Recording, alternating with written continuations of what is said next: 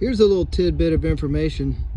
As you can see on my foot, I have 2 spider bites, probably from a brown recluse, because I wear boots all the time outside, so I don't see myself getting bit by a spider outside. But if you look real close, if you were to immediately look at this, you might be really concerned and think it's some kind of like gangrene or infection, but I don't want anybody to be worried, because that's not. That's actually methylene blue. That's something you can put on wounds, kind of help it to heal a little bit, and that one apparently is just a really deep one. It being on the heel, it probably has torn a lot and stuff like that. It's having trouble healing.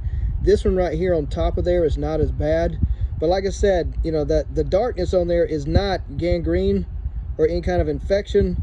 It's just the fact that when you get bit by a brown recluse, it's got that necrotizing venom that kind of causes a pit. So I try to put a lot of peroxide on it to keep it from getting infected.